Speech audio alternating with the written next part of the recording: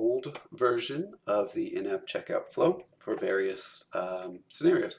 The first scenario is we're going to essentially be coming from the marketing site and saying we want to sign up for a new SaaS.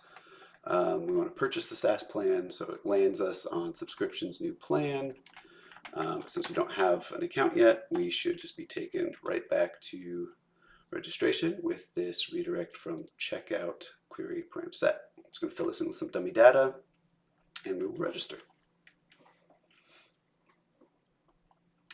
Just pick any role, whatever, company or team, create a new project. And here's the old checkout flow. We can scale it down to see what it looks like. You have this kind of thing that attaches to the bottom that opens up. Scale it back up. And here we're asked to create a name for our new company or organization. And the number of users, and then we continue to the billing step. And I'm just going to, can I fill this in? No, that's unfortunate. All right, we will pick something that I know is good because I have had problems with it not liking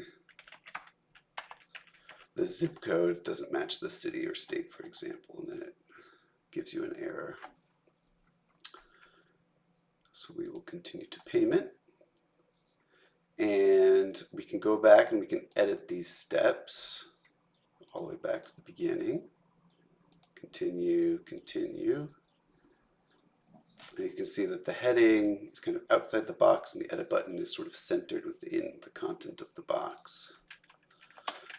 Name, which is what it says, card number, test card data, 4 and all the ones. I don't know why it does that, but it does that to me every time. And then it is for CVV.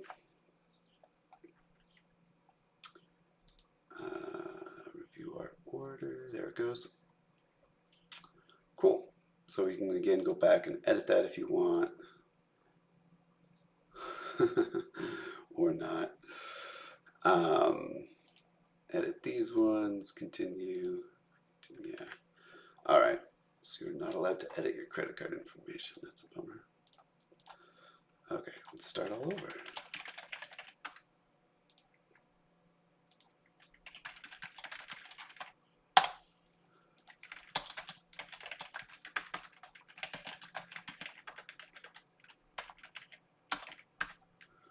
Okay. Oh, its name.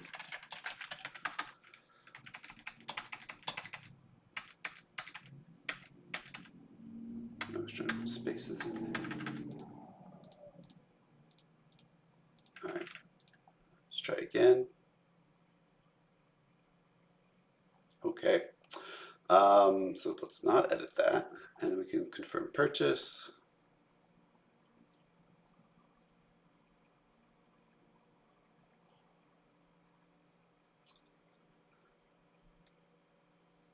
All right, and we can continue on with setting up our group for our new company.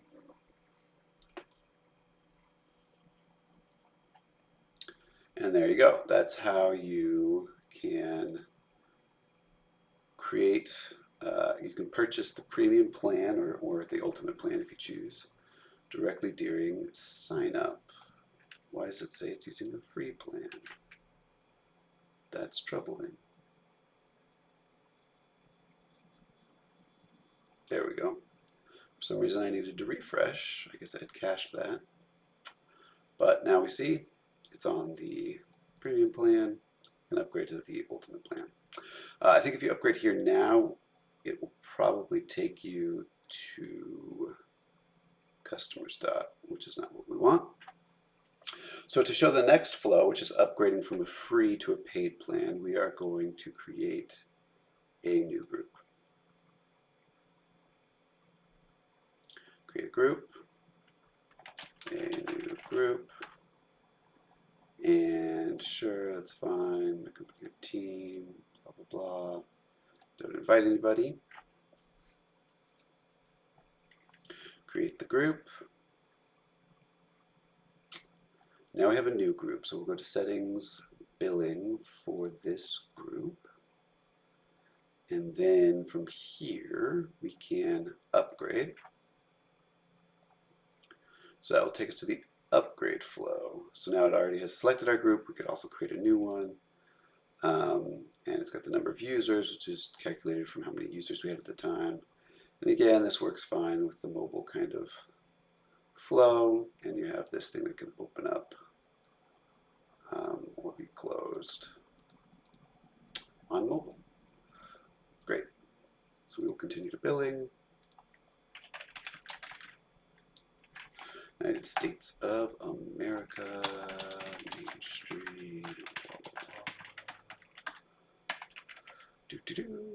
Continue to payment, name on card, all the ones, gets me every time. Review that order, which will submit our card data, and then we will confirm the purchase.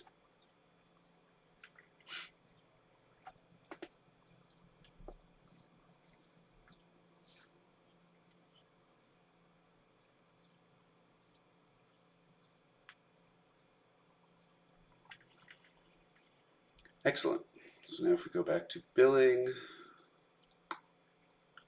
might have to refresh again like the other one. We'll see. Ah, it's got it. So now this is on the premium SaaS plan. Great. So the next flow I want to show is from usage quotas, and this is the CI minutes flow. So this one's actually fairly easy to get to. You just go to pipelines in usage quotas and you scroll down, and there's a buy additional minutes button, and that will pop you into that flow. So here's that flow again with these actually use different view components for some reason. So you can see this actually looks a little bit worse. Again, this is the old design, so that'll be fixed in the new one. But I thought it was interesting that they actually use different view components.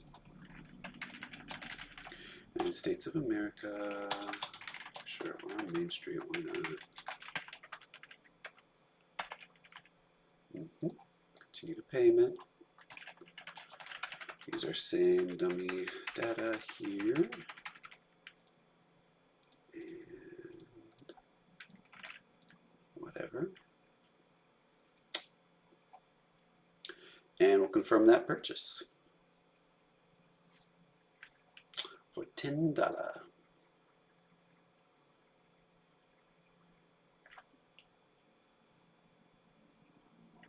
Now it's redirecting up here. And now we've bought additional minutes.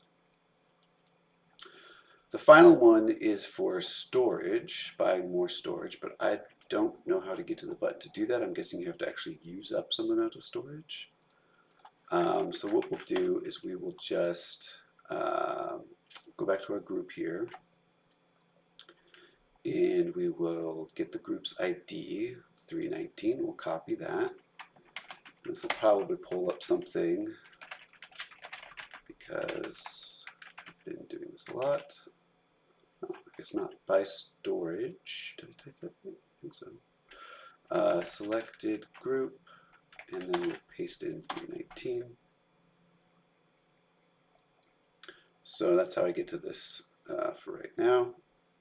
Continue to billing, United States, Main Street, to payment, and let's just show what it looks like now that we're on this third step.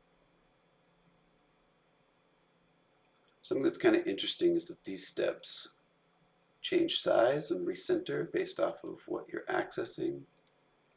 It's not super great, but that's how it works in the old version.